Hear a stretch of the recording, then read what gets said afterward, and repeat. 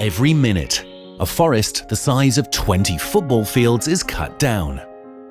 If this doesn't change, in 100 years, there will be no rainforests. Atmospheric concentrations of carbon dioxide are 37% higher than they have been in 650,000 years. Plastic is now the most common form of marine debris. What world are we leaving for future generations? Everlast is committed to change.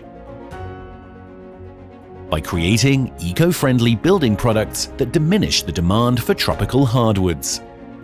Everlast recycles waste products and turns them into sustainable and durable building products.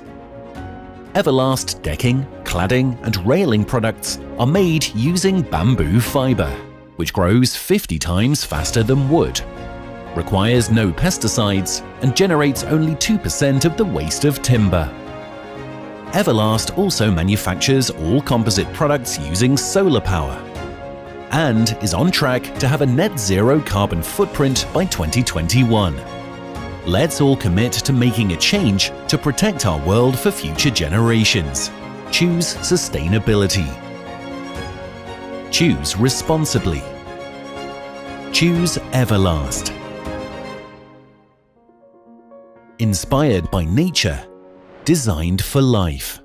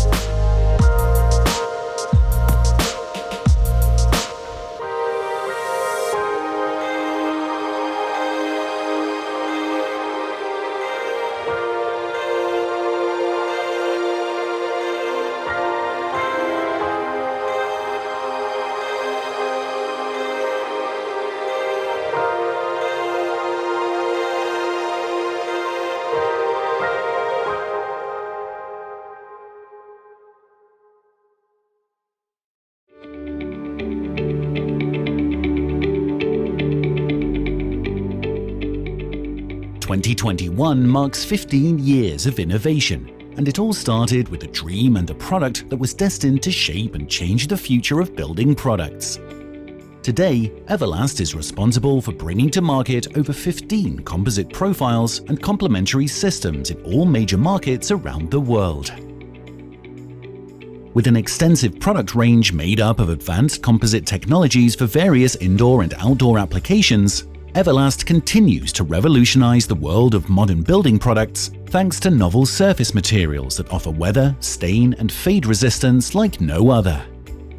Everlast's decking range, consisting of Apex, Infinity, and EverTech options, offer the ultimate in sustainable outdoor flooring, presenting a multitude of benefits such as little maintenance, weather resistance, slip and stain resistance, and low environmental impact. You'll be hard-pressed to find better decking, all which comes standard with industry-leading warranties. Available in an extensive range of colors, finishes, and authentic timber textures, Everlast decking is designed to outperform alternatives while beautifying any space. When looking for a smart cladding solution, Everlast VistaClad renders the finest look, function, and lifestyle benefits of any siding and cladding offering in the market. Available in Infinity and Apex profile options, Everlast Composite can be easily installed thanks to a smartly engineered clip strip.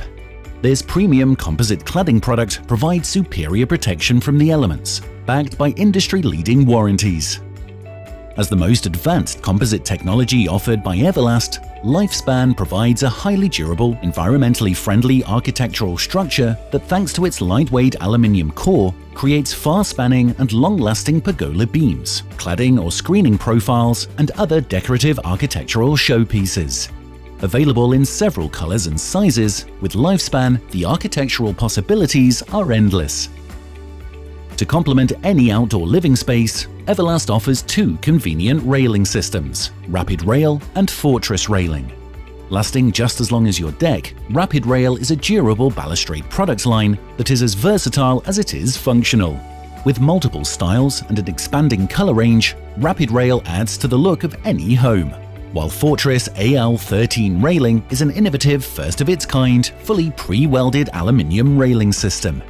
Distinctly different from aluminium kits, Fortress railing is attractive and easy to install with a simple bracket system, providing superior performance in strength and safety, which is a unique benefit to a pre-welded system. Not only does Everlast develop and manufacture composite building profiles, but also create fastening systems which are ideal for outdoor timber or composite projects. Everlast's range of Hulk fasteners are specially designed for decking, but can also be used for outdoor furniture assembly, cladding, outdoor frames, and pergolas. The advanced BitLock system used for Hulk fasteners maximizes torque transfer and makes installation quicker and more straightforward, and the resilient outer coatings prolong the product's overall lifespan. Inspired nature, both indoors and out, Everlast Tier flooring adds to a holistic product offering, which makes homes more durable, more beautiful, and much easier to maintain. With a moisture-resistant composite core and a hardy top wear layer that's scratch and stain resistant, Tier is designed for both style and function. With its foundations built on making a lasting difference in the world by providing innovative and environmentally friendly building solutions, all Everlast products are sustainable to the core. Not a single tree is cut down for the purpose of producing Everlast Composite. From the reused, recycled, and renewable raw ingredients Everlast used to create its products to the solar power harnessed to manufacture them, Everlast is proud to offer holistically sustainable composite building materials. With most products made up of 60% bamboo fibers and 40% recycled plastics, Everlast Composite is free from toxic chemicals and preservatives normally used in the treatment of timber. Everlast prides itself on the ability to continuously evolve and improve product offerings thanks to its dedicated and highly proficient research and development team. With core values built on respect, reputation, positive attitude, passion, and innovation, Everlast strives to enhance the building materials industry by investing in a great team of people to deliver exceptional building products and solutions.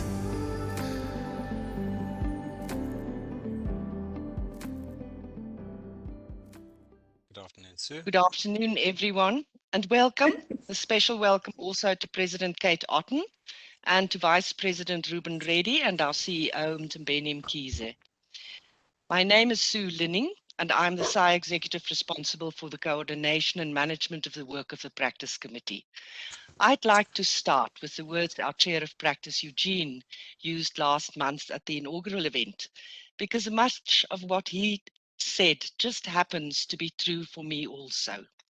Most of what I know about practicing architecture, I learned from others. Over the years, experienced colleagues were willing to share their knowledge with young practitioners like me.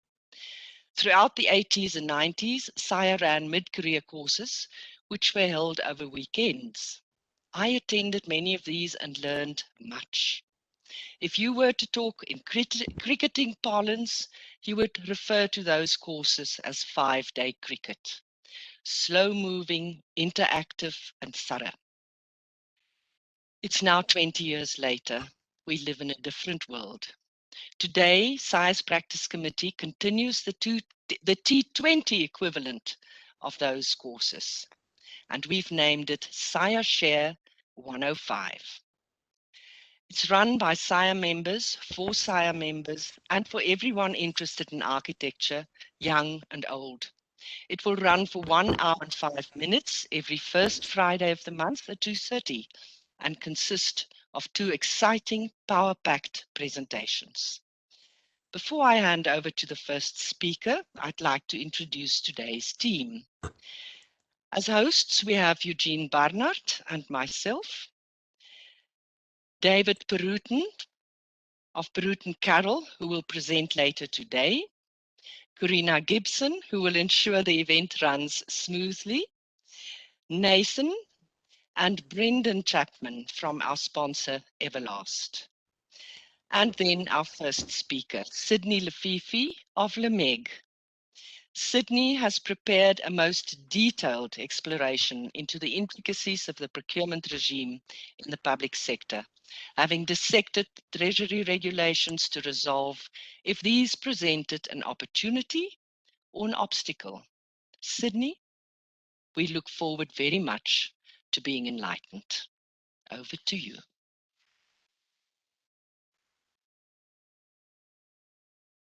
Thank you very much, Sue.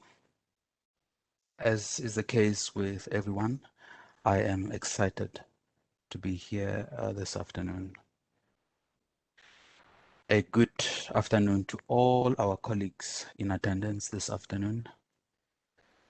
And I wish to extend a special word of appreciation to Eugene, Corina, and Sue.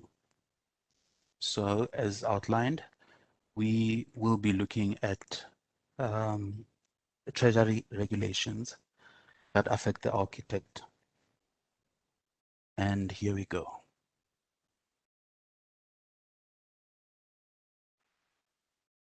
The key points of this discussion: we're going to look at government as a corporate entity or a very large company, if you like.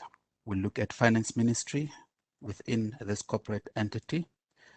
We will look at Public Finance Management Act, widely referred to as PFMA. We'll look at National Treasury, which is established through the PFMA. So we say without PFMA, there is no National Treasury.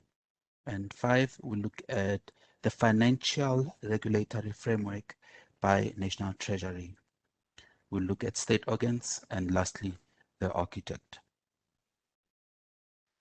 The architect can engage early in this process and can do so directly with National Treasury, but we'll look at that in detail. And then value chain is an important subject related to this discussion, but due to a time limit, we will not discuss it. So, just like any other country, South Africa has an elected government.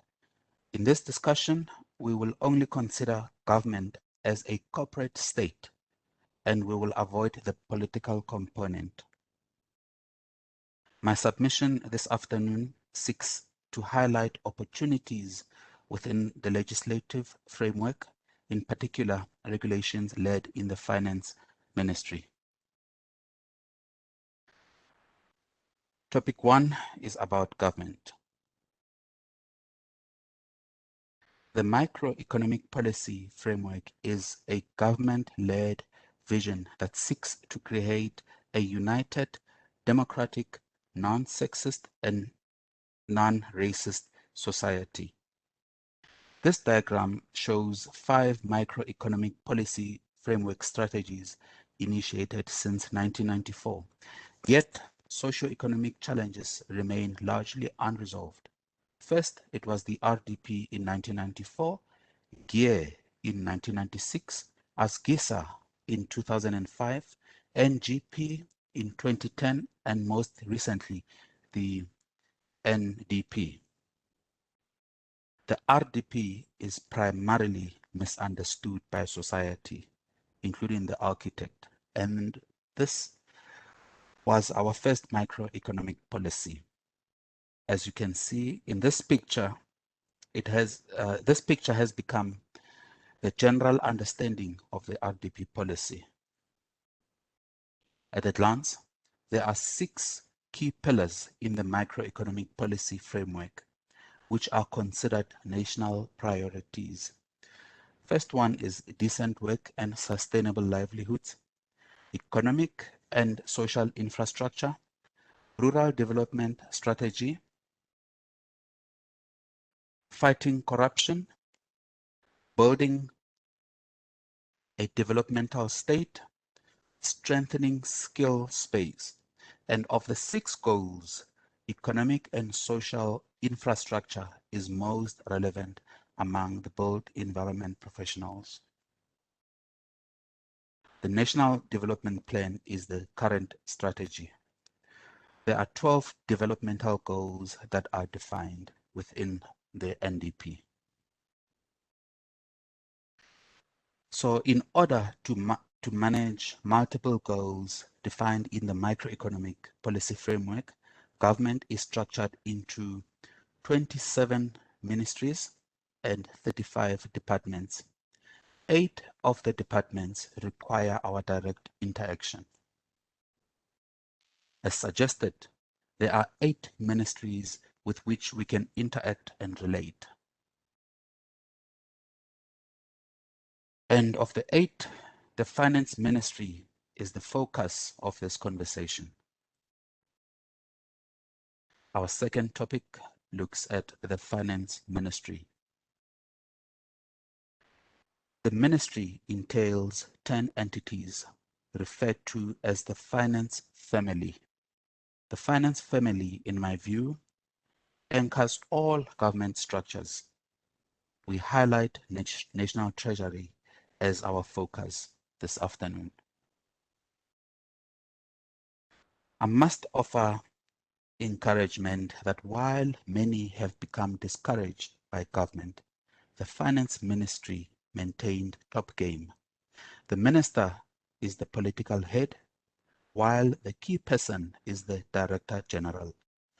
All Director Generals of the Finance Ministry have been an impressive bunch.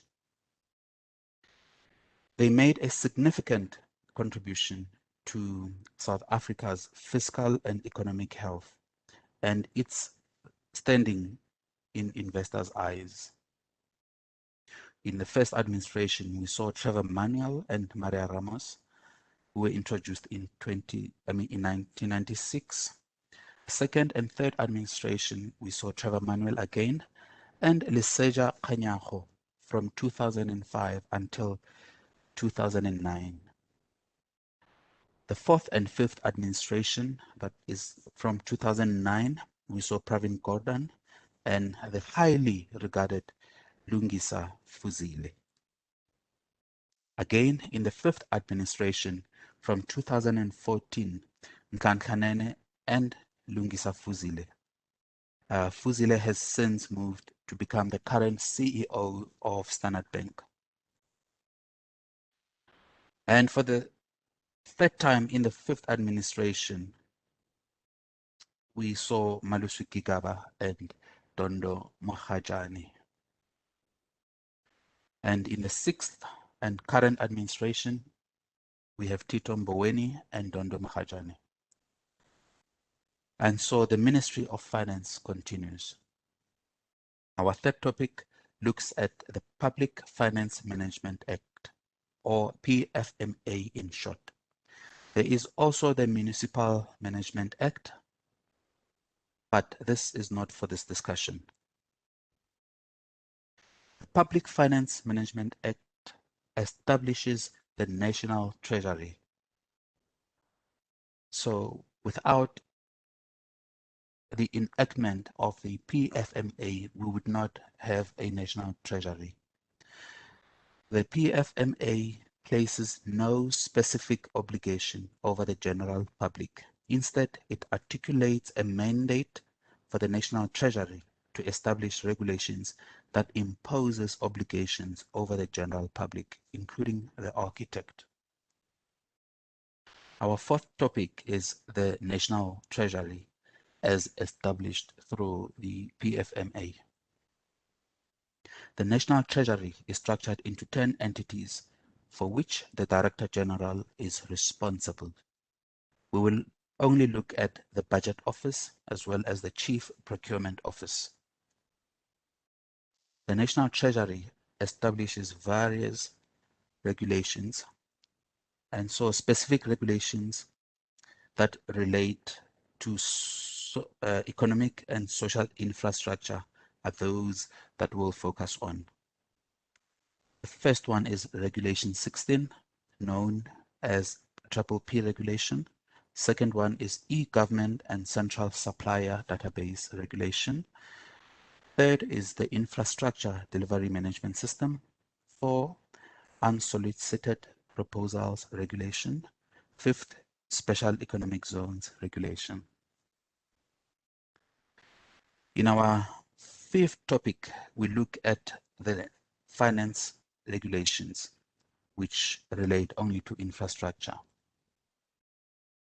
The first regulation is Regulation 16 of the PFMA, which is known widely as Public-Private Partnership, or P in short.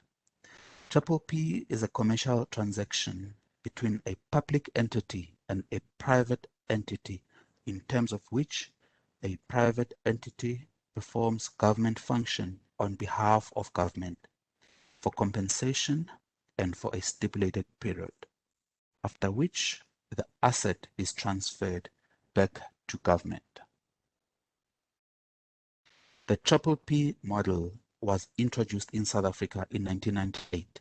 Since then, a total of 34 completed P projects valued at 89.3 billion have been undertaken. The regulatory framework is tightly managed. Stakeholders are therefore expected to bring their top game to navigate the process. Much of the onerous regulatory framework is considered red tape by others. In a Mail and Guardian publication, Vikas Kruger of the UCT School of Business affirms that South Africa's P program is one of the most well-known and successful globally, not just in the African region. He adds that not only are the procurement processes transparent, efficient, and effective, but more than 90% of the projects have been realized within 2 to 3 years of their contracts being signed. The basic process in terms of Regulation 16 of the PFMA is defined in 5 stages. First one is inception, and you'll note a key person there is a transactional advisor.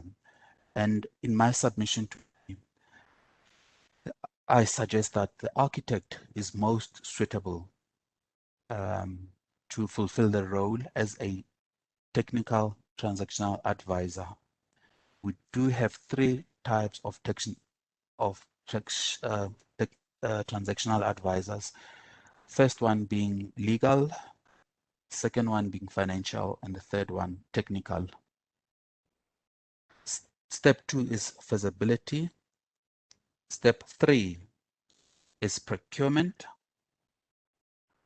4 is contracting. 5 is management. These are P projects that have been completed to date.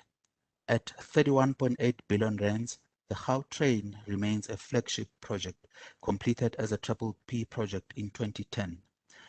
The 20 billion rand Gauteng Freeway Improvement Project is a P project, which is notoriously known as the e-toll. May I also highlight the sad shortcoming on the Gautrain project. Gauteng government agreed to a patronage guarantee, which is intended to guarantee a minimum required total revenue. The patronage guarantee has since increased from 360 million rands per year in 2010 to 1.5 billion rands per year in 2018, which is a staggering 317% increase. We see this as an equivalent of a government bailout. You will also notice the 2 billion rands City of Tshwane municipal offices, which was completed in 2015 to replace the former Munitoria, which burnt down. You also notice the Cradle of Humankind Interpretation Center, which was also a P project. Further opportunities where P contracts are expected to be undertaken are within the development corridors established in Gauteng. They are the Central Development Corridor, which includes Maboneng, Newtown, and Waterfall mixed-use development. The Eastern Corridor includes the planned O.R. Tambo University of Science and Innovation. Third is the Northern Corridor, which includes Roseland Outer City and Mainland Main. Fourth is the Western Corridor, which includes the planned Lanseria Smart City and developments in the vicinity of Steyn City. The last one is the Southern Corridor, which includes the planned Savannah City. Maboneng is situated within the Central Development Corridor. Are there opportunities, or do we see obstacles in P? The fact is, regulatory framework is onerous, the process is tightly managed, there is a greater risk to a private partner, the architect unfortunately plays an insignificant role in the process in the earlier stages. Obstacle, the regulations are seen as a red tape. Funding partners flee from volatile political, economic, and social environments. What are opportunities? The architect can get involved early in the process through National Treasury and help identify new projects. The architect has the potential to bring the much needed planning and technical skill to the process, which is currently financially driven. The second regulation is e-government. It is worth noting that government has placed a substantial investment in information systems technology. The key legislation for e-government is the Public Service Act of 1994. E-government and e-commerce are collectively offer e-services. The e-filing is one of the most successful e-government initiatives. The Central Supplier Database is one of the e-services or the e-service offerings. CSD maintains a database of organizations, institutions, and individuals who can provide goods and services to the government. The South African Built Environment Exchange, or SAP-EX, is of special interest because many of the higher institutions of education have moved their entire supply chain management to this platform. So if you do wish to do work at any of the universities in South Africa, then the platform that has been created is SAIAX. It is a system that is under development, but has since been activated. Is there an opportunity or even more obstacles? The fact is, e-services program is going ahead. Despite challenges, think of the challenges that are faced each year by the Gauteng Provincial Department of Basic Education, and also recently the e-NATIS driver licensing challenges. All these challenges indicate that something is being done. Government is moving ahead with the systems. What are obstacles? E-services related to the architect are led by a non-architect. What are opportunities? We can engage Treasury and establish BIM, or Building Information Modeling, as part of the e-services. The third regulation,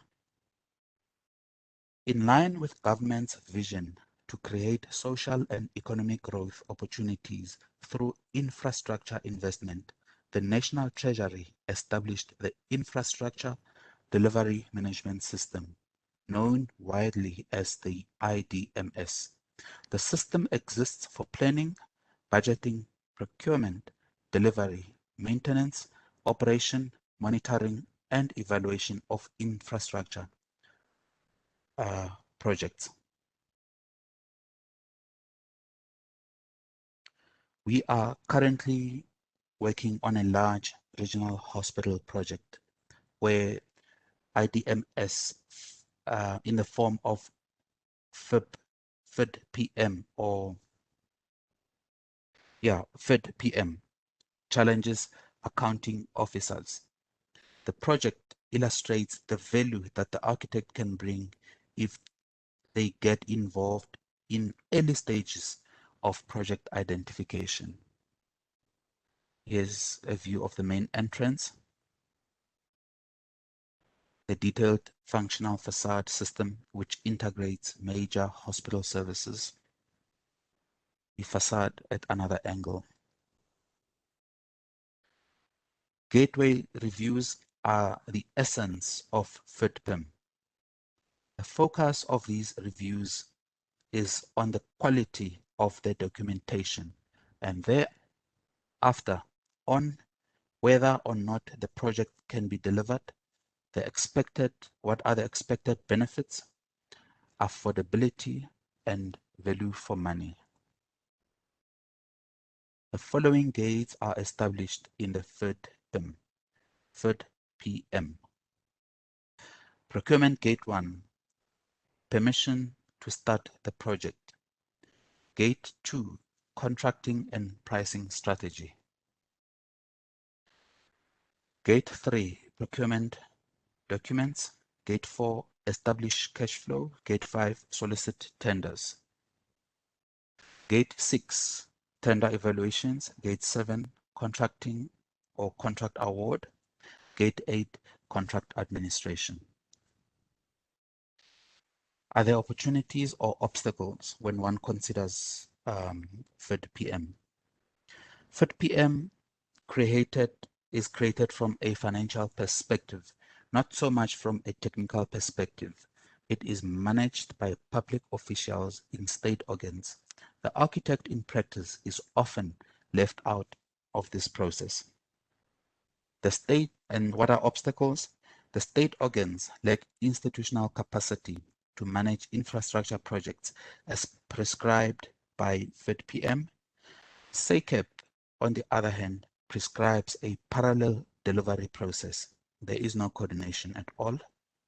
The architect is not geared to interact with ordinary members of society, and in particular, state officials. Opportunities is that by understanding the National Treasury, the architect possesses a technical skill to unlock and generate projects. The architect can help to align architectural processes with financial processes. BIM is a workflow engineered in the built environment realm. Architects can engage to ensure that this workflow forms part of the infrastructure delivery process. The fourth regulation deals with unsolicited proposals, USP in short. USP means any submission received by the state outside the usual procurement processes. The submission is expected to be innovative, unique, and provided by a sole supplier. The following steps are considered when the state receives a UPS or an unsolicited proposal. USP is either considered or rejected. Once considered, 3 possible routes become available. The USP is compliant, or the USP is P compliant, or it is P non-compliant. When compliant, which is most desirable, the Supply Chain Management Practice Note 4.2.1 is triggered. When P compliant, Regulation 16 is triggered. When P non-compliant, USP Treasury Practice Note 4.2.3 is triggered. The compliant USP can proceed as a direct contract with the state without a tender process, if you follow the red line. The P compliant USP are then subjected to normal procurement processes. A formal agreement is then entered. The project then proceeds to full implementation. Any opportunities or obstacles rather? Fact is, USPs can fast-track infrastructure projects in South Africa. Unsolicited, innovative ideas always thrive when developed without procurement hindrances. What is the obstacle? The architect often failed to identify socio-economic projects. The state generally identifies such projects. An opportunity, this is an open invitation. I say to all, break a leg. The fifth regulation and the last regulation deals with special economic zones, SEZ in short. The SEZ Act defines an SEZ as an economic development tool to promote national economic growth. There are 4 types of SEZs, being the free port, the free trade zone, the industrial development zone, and sector development or specialized zones. The following economic zones are designated, and they are in no particular order. Atlantis SEZ is in the Western Cape. Dube Trade Port SEZ is in Durban. East London IDZ. Uha Development Corporation in Port Elizabeth. Gauteng OR Tambo SEZ. Nkomazi SEZ in Mbombela. Musina Makhado SEZ in Limpopo. Richards Bay IDZ. Saldanha Bay IDZ. And so, in the interest of time, we'll end the discussion on regulations here. Our final topic concludes the discussion and looks at the architect. Let me introduce to you Mama Nomsa. She sells food in her mobile food stall to professionals in Midrand, including to architects. She charges an average of 40 rands a plate and sells about 100 food plates per day. Mama Nomsa makes an average of 88,000 gross monthly income, about 1.1 million rands per annum, Her total expenses averages 20%, and she has no tax obligation. And here is Naledi Chirwa, a young EFF politician and a member of parliament. She is 27 years old. She earns gross monthly income of 96,000 rands, annual gross of 1.2 million rands. She receives medical aid cover and retirement annuity. She receives additional income from EFF. And there is Luvuyo, a candidate architect at Public Works. The Public Servants Collective Bargaining Council, or PSCBC, advocates for public servants and publishes salary scales. It stipulates that Luvuyo will earn 40,200 rands per annum and about 480,000 rands per annum. Luvuyo is a candidate architect. In the same vein, Zola is a grade B chief architect at Public Works and earns 83,000 rands per month and about 990,000 rands per annum. They both receive health, retirement, and other benefits. And here's George. George is an architect. He works for a medium-sized practice. With 5 years of experience and professional registration, he earns approximately 35,000 rands per month and about 420,000 per annum. George receives no additional benefits. He works a minimum of 16 hours a day. George is more educated than Mama Nomsa, yet he battles to sustain a meaningful life. He will possibly remain employed in the same position for the rest of his life. When circumstances permit, George receives annual inflation-adjusted increases. But because George is an architect, he does not understand the difference between inflation and real growth. Inflation has increased by 364.7% since 1994. Hypothetically speaking, if the economy can achieve a zero inflation over this period, George would be earning 7,500 rand. Yeah, 7,500 rands from 1994 to 2021 without inflation. Although this is a hypothetical submission, there are real economic debates on the attractiveness of a zero inflation. Simply put, inflation erodes the purchasing power of any currency. Accordingly, George does not enjoy economic growth. We must correlate this with an architectural practice. Turnover in a practice should be evaluated against GDP and population growth, not inflation. Financial regulations aim to achieve value for money.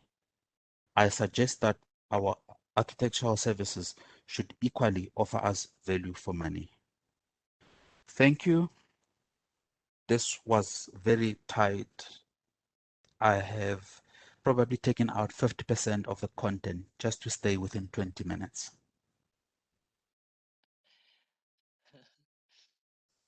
Thank you, Sydney. Not quite 20 minutes, so we'd like to say thank you very, very much. It is a dense subject, which we recognize, and it will definitely have to have further interrogations around the USPs, around the opportunities that there may be for smaller practitioners. I would really like to hand over now to our sponsor, very briefly, Nathan Chapman, Vice President of Everlast.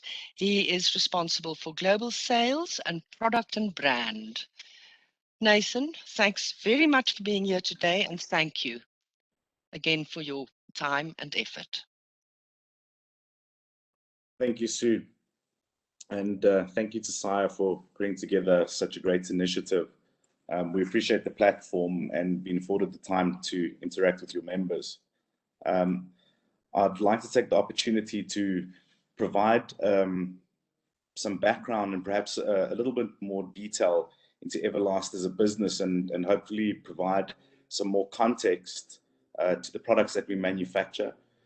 For anybody that's not aware of both our business and the timber plastics composite building materials industries. So to start, Everlast is a South African company that was founded in 2006, which would mean we're celebrating our 15th year of operations this year. Everlast specializes in design and manufacture of timber or wood plastic composite building products. And where we have traditionally utilized timber fiber as a part component input of the production of our products, in recent years we've transitioned to bamboo as the main constituent. And while bamboo is timber-like in its properties, it's classified as a grass, so it's not a true timber, which is important to note. And for anybody familiar with the Everlast business, we're mostly known for decking products, but the business has changed significantly over the last 15 years, and now Everlast is responsible for bringing to market leading brands in 6 different building materials categories. And we now distribute these products nationally in over 30 countries around the world. So there's been a lot of change in the business over a relatively short period of time. Notably, we now distribute in major economic territories where it's the use of wood plastic composite or bamboo plastic composite products, in our case, are most prominent, such as North America, most of Western Europe, Australia, parts of South America and Southeast Asia. What is important, I think, to note is the harshness of the South African climate has provided Everlast with a unique position in the global composites market, as we were fortunately able to learn how to adapt our technologies to provide a higher performance required, or was required to deal with the environment that we experience in South Africa, while trying to maintain a competitive cost point. And what it's resulted in is a balance of product performance, aesthetic, and value through the process. It's been extremely well received throughout the industry, and through acquisition, we've become the 4th largest manufacturer in our sector globally by volume, and now hold multiple product and system patents in decking, cladding, screening, pultrusion, fasteners, for novel product design, product systems, and product techniques. So we're very proud to be a South African building materials business that has been able to successfully develop and export its technologies into these highly competitive global markets, to the extent that we have, and in some instances lead and develop innovation. And being a South African business and African business, having respect for protecting the environment is a founding principle in our business, and a defining purpose in our business. It's echoed in our tagline, which some people may be familiar with: inspired by nature, designed for life. And having the global platform we've fortunately been able to develop, we're dedicated to raising environmental awareness, which some of you may have seen in the videos leading the presentations that have been presented, and sustainably developing environmentally friendly products that use sustainable resources like bamboo and recycled plastic is a very important component of our business. And further to those founding principles, we've taken initiatives to manufacture the products using solar energy, which you may have seen in some of the product presentations. So just important things, I think, that we'd like people to understand about the business. And in conclusion, interaction with architectural professionals is a critical element in understanding the use of our products. So we really appreciate the platform, and interacting with the members. As I said earlier, this is the second event that we're interacting with, and we do intend to interact more with SAIA on further events. So we appreciate the time. Thank you, and be handing over to Eugene. There we are. Sorry about that. My name is Eugene Barnard, practice chair, and if Sydney gave us the main course, then David, who I will introduce in a minute, is going to give us the dessert. David Perutin graduated from UCT in 1988 and gained valuable experience abroad, first at Shepherd Robson in London and then at the New York firm Gensler. David is passionate about design. He has been the driving force behind the design process at Perutin since its establishment in 1997. That's nearly a quarter of a century ago. The practice is now operating as Perutin Carroll. He has a particular interest in interiors and space planning. He also has an extensive and varied design portfolio. David continues to strive for excellence in design. I have had the privilege of being exposed to the work and approach of Perutin Carroll architects through David's brother, Simi, with whom I have served on the practice committee for the past decade. I've come to understand and appreciate the passion and the focus with which the team approach and execute projects. The topic of David's presentation this afternoon is potentials and constraints, designing buildings in the real world, and aren't we all in the real world? Thank you, David. We look forward with expectation to your presentation, and may I say, dessert. And again, thank you, Sue, as well, for setting up this platform and inviting me to share some thoughts on my topic. And thank you, Karina, for making this happen. And I also want to recognize Sydney's contribution, an absolutely terrific and very strong content-driven presentation, a tough act to follow, I must say, and certainly lots of food for thought. And you know, Sydney, I didn't know that you knew that, but George works for us. So yeah, thank you for pointing that out. Okay, I'll get on to my topic. Thanks and good afternoon, everyone. As you know, the title of the talk, as Eugene mentioned, is Potentials and Constraints, Designing Buildings in the Real World. But be assured, this is not an academic paper or an attempt to educate a clearly educated audience. I see it as an opportunity for me to share a bit about my own or our own experience of to date in practice of designing and building buildings and managing to stay in business. More importantly, over the past 24 years.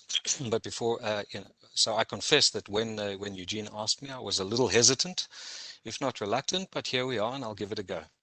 Bit of background, Eugene did mention some of it, but in more than 30 years in the industry, my own career has developed somewhat organically, I'd say, but always with a definite focus on design. It's where my personal interests and abilities lie, I think.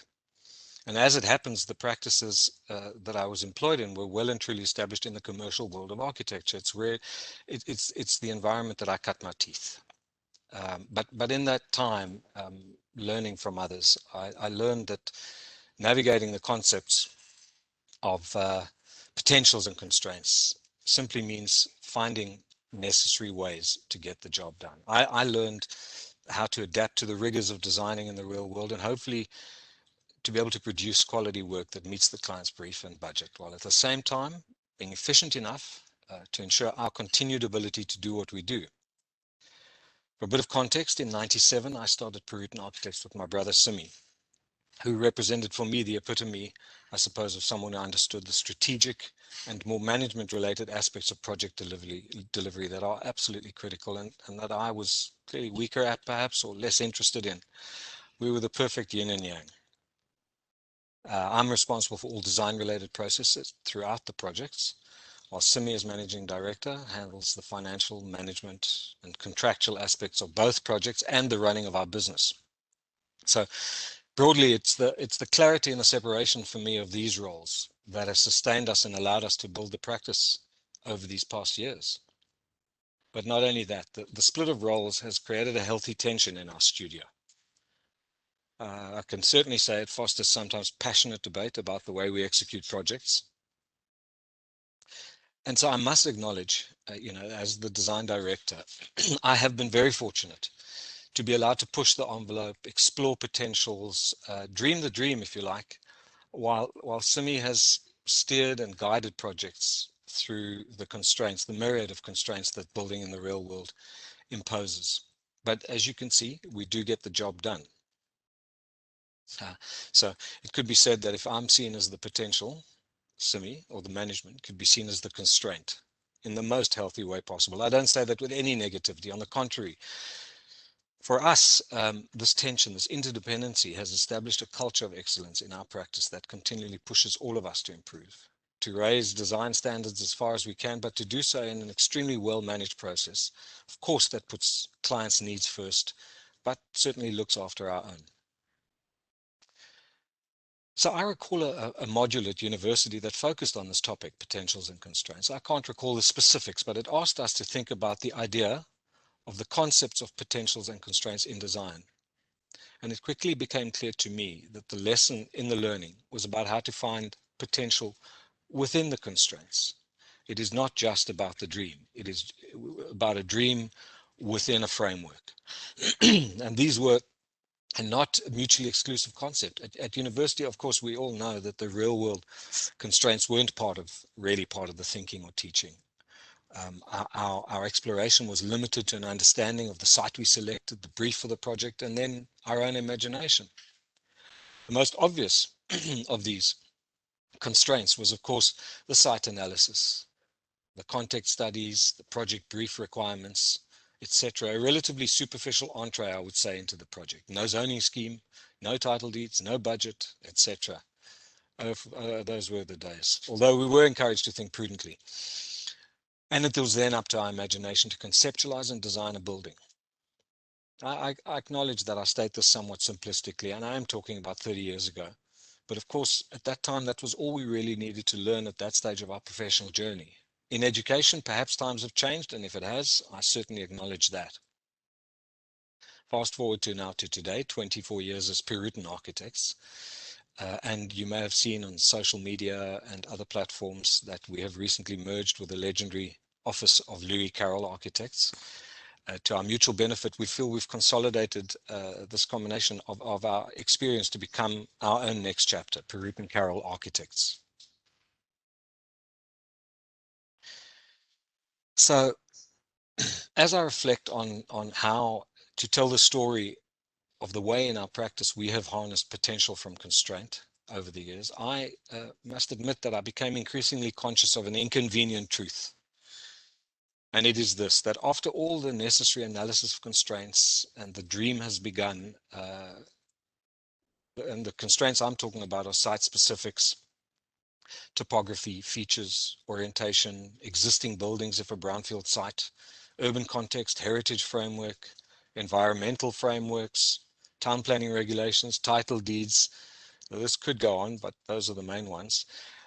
Following that analysis, and we have a full picture of what these various frameworks will allow us to construct. There was one constraint that appeared as something of a golden thread, if you like, that tracked its way from inception to handover, that for me fundamentally prescribed the outcome. And that constraint, unfortunately, is money, fortunately or unfortunately. So I became interested in the idea of how this influences our process, both of the project and how it impacted the project and how it impacts the way we execute projects in-house. So for me, real world design is about extracting value, real and perceived, within the financial constraints of a project. It's not a topic that's well covered in our education, not commonly discussed even on platforms such as these. It's often, as I describe it, only whispered in the frustrated corridors of the designer's mind. But it is, for us, the reference point that most significantly influences and shapes our thinking in all aspects of project procurement, from inception to handover. So how does it work with us? Of course, we're approached by a client, and it starts with a discussion. I like to make a distinction. Clients like to focus on the dream to start. And of course, there is a difference here between private clients building their dream home and commercial clients for whom the prime objective is a financial return. But both have their eye firmly fixed on the financial, firmly fixed on the financial constraints of a project. It's our job to find the potential within that.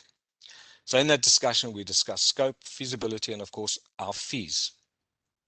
For me, this essentially sets up, and this is the essence of the message, I suppose, I'd like to get across today. It sets up two parallel streams of financial control.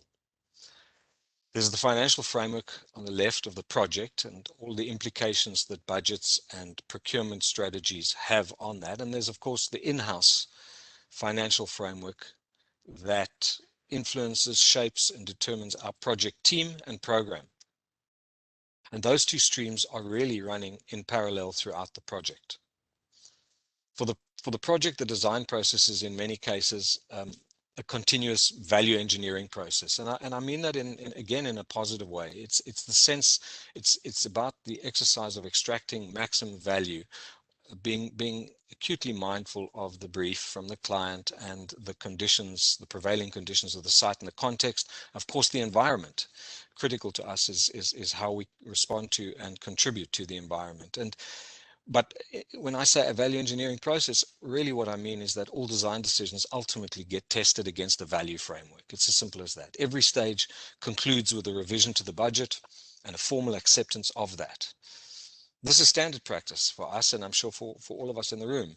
But while the end result is sometimes different to the initial intent, we will know if we have worked within the frameworks provided, we would have pushed the boundaries and have produced the best outcome we could. So again, I imagine that everyone knows what I'm talking about. But it must be said that every day I and my design team are managed in-house by our management team, who are singularly committed to ensuring the financial health of our practice. So what I'm talking about here is the second stream of financial constraint that relates to our fees and how we spend them.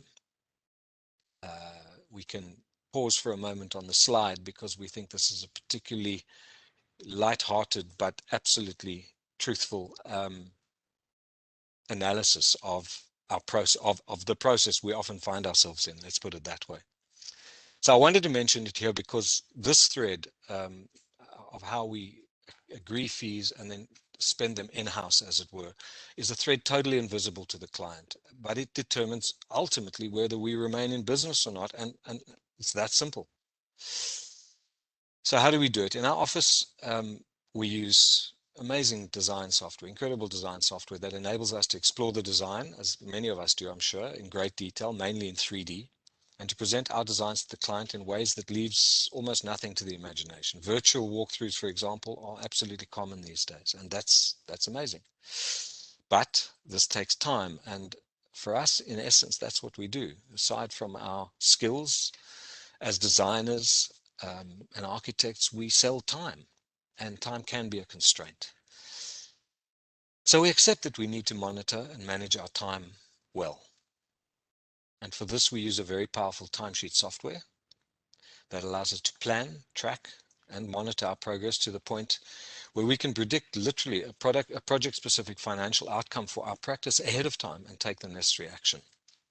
But you can see how, to the design and production teams, might I say, this management strategy could qualify as a constraint. So in general, our experience is it's relatively easy to remain on track through the design stages. And I'm talking about stages essentially 1, 2, and 3. As we move into technical documentation and stage 5 contracts, we've found that we need a very focused and careful management focus through the technical documentation in order just to remain profitable and sometimes even just to break even. So critical management through the stages 4 and 5. Particularly, we've found when it comes to changes after stage 3, mostly initiated and made by the client. We've found that, I could say, to stay afloat in a project, preventing or eliminating changes after stage 3 is absolutely vital, critical in fact. We have sometimes come unstuck on projects where this has not been effectively managed. So to that end, we produce a comprehensive and detailed document, which we call the stage 3 document. comprehensive document. This document records every single design decision taken throughout stages 1, 2, and 3, including all consultant work and the iterations of the budget, with a final agreed to budget confirmed and effectively included in this document. And once this document is signed off by the client, and we go to great pains to ensure this happens, it becomes for us the benchmark against which all further technical information and contractual information for that matter is measured. So what I've outlined so far, I think, is how the process of design and procurement for us is a fluid and interactive process that constantly seeks to balance the needs of our client, the project, with our own business efficacy. After all, I could say we all know we're in this industry for many good reasons. Among them, may I list them: commitment to our clients, this is among others, of course, a passion for design excellence, a passion for quality service delivery, and a strong desire to contribute positively to both the built and the natural environment. That's a given, and I could go on, but I'm sure that few of us are in it to lose money.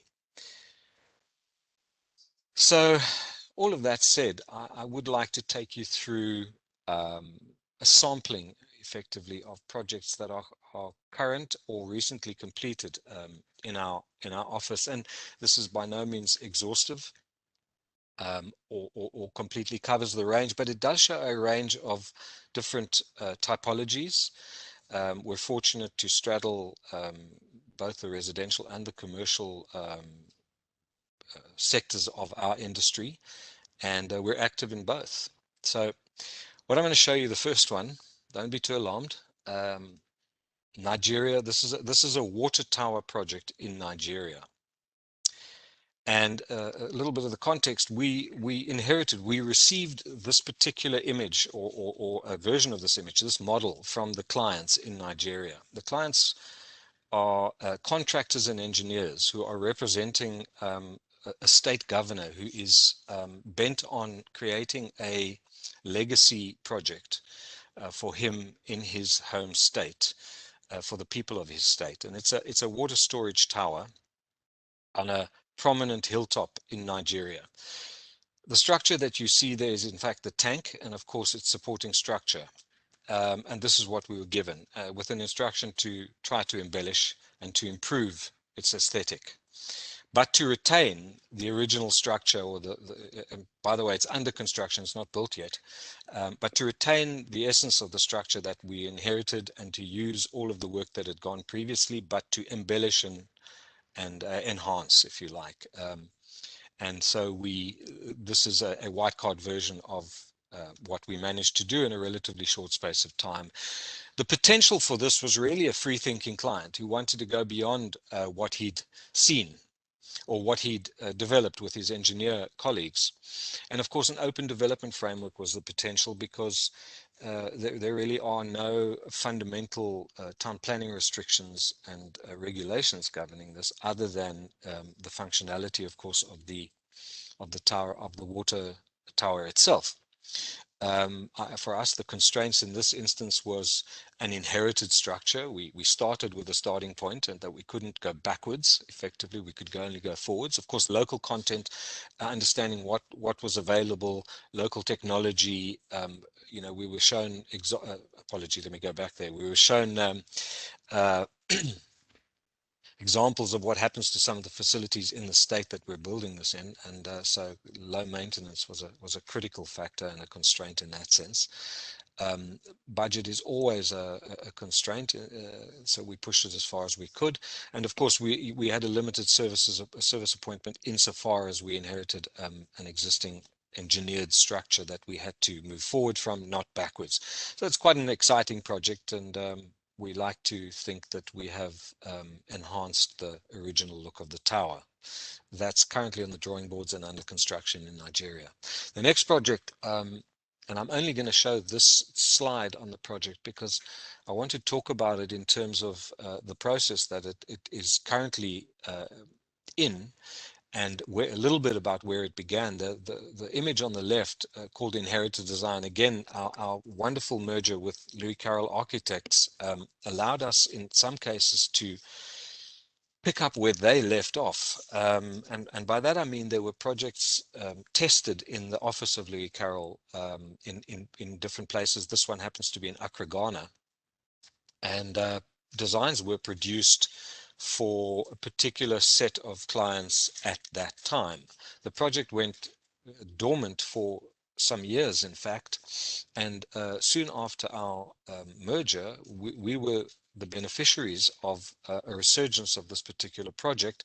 Enter a new corporate entity, well, I think it's a global, certainly a continental corporate entity that were interested in the site and the building, but they wanted it a different shape. So the first constraint was keep the principle of what the so-called inherited design was. In other words, the footprint was similar, the concept of an elliptical shape occupying a prominent corner site, but they wanted it shorter and fatter is the easiest way I could describe it. They wanted a bigger footprint and a shorter building. So we had to take off 3 or 4 floors, and we had to find a way of meeting a typical floor target that they wanted to achieve their objectives. That was the very first exercise that we did, and we came up with the image in the middle, which we call redesign 1, I suppose, and it involved, as I say,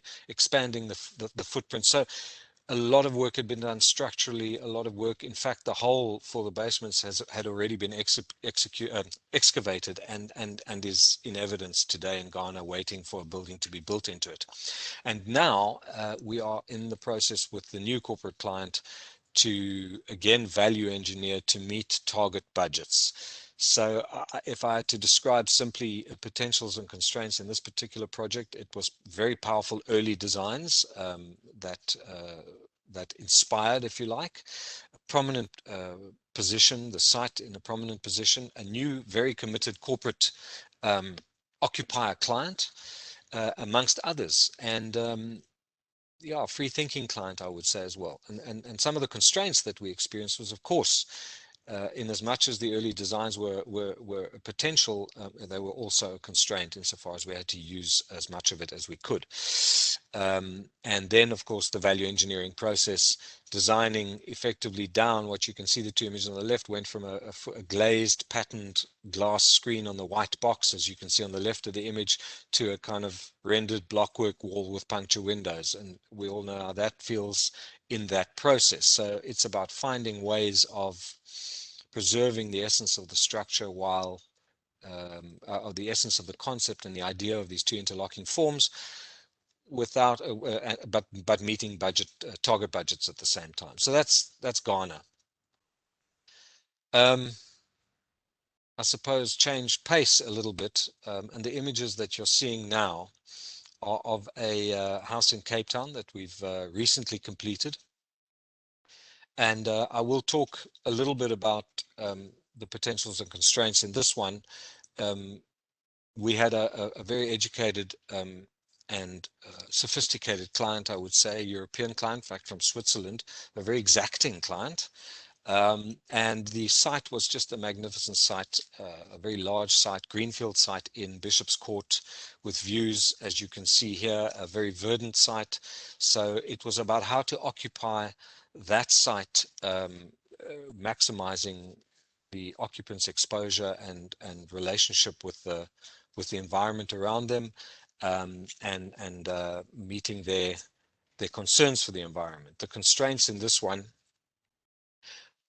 really, as sophisticated a client as he was, he also became the constraint, and he got incredibly involved in the process of construction, and that became quite a significant hamstring to us, a difficult process to manage.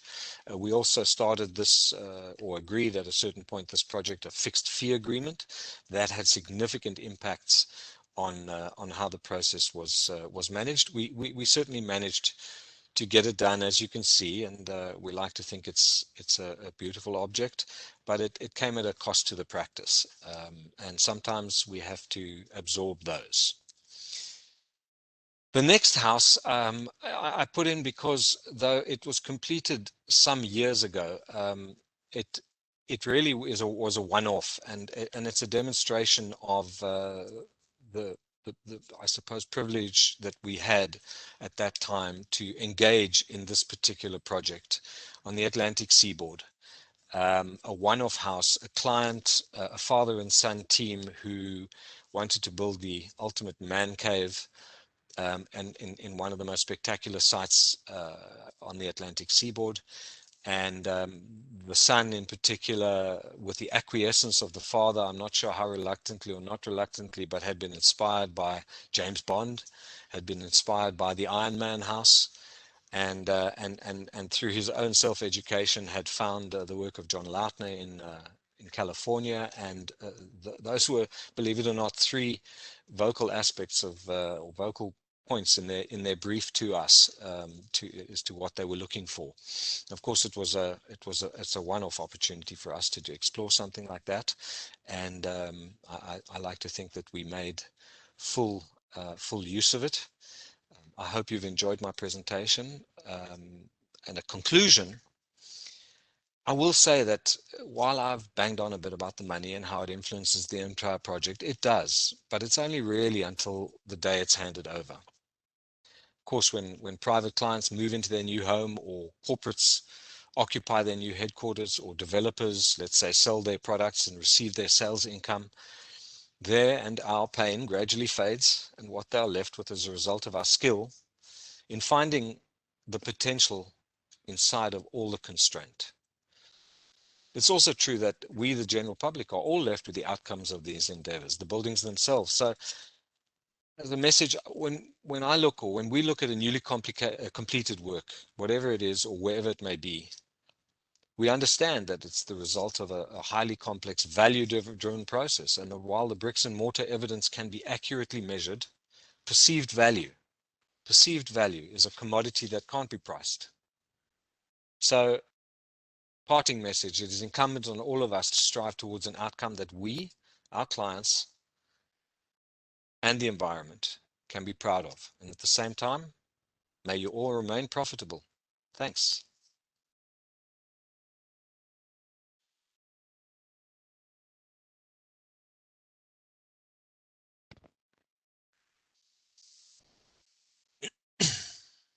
Just unmute yourself again, please. Yes, okay, great, thank you.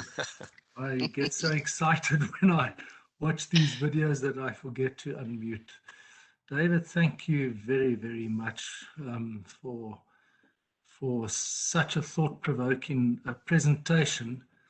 You know, we set up the rules of SAIAshare, and we call it SAIAshare 105 because we committed to T20 cricket, but today it was worth every minute of what we had a look at and what we've been led to think about. So I'm going to skip the Q&A. We didn't receive any questions from the onlookers, and I presume that is because everyone was so engrossed with the content of what we've been looking at that it's not been necessary. We'll leave the questions for another day.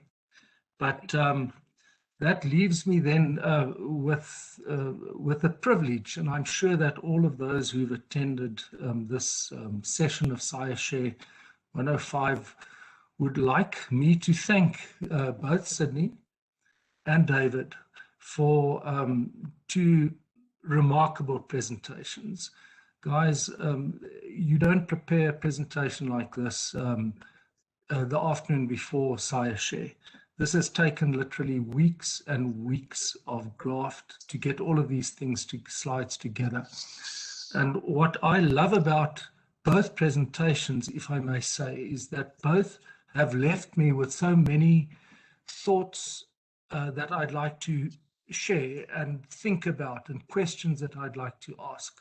You know, Sydney, if I think of your presentation, then I just realize the one big question is how we as SAIA can engage on behalf of our membership to interact with government, with the various tiers of government.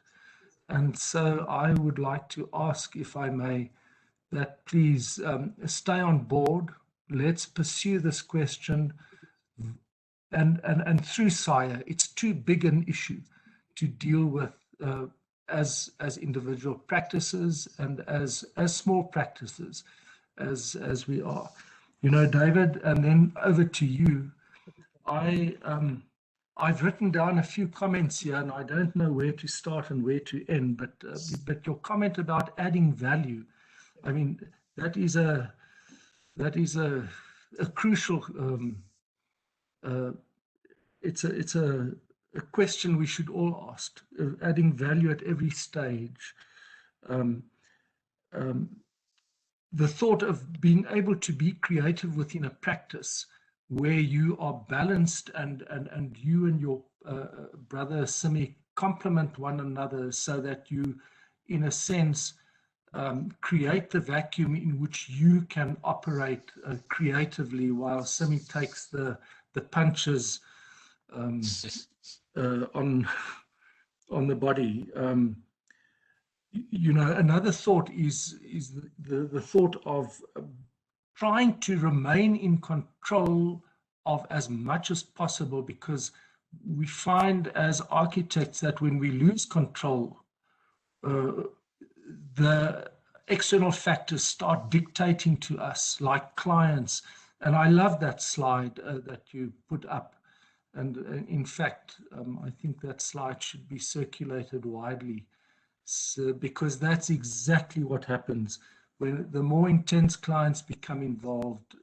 Well, the higher the fee should be. And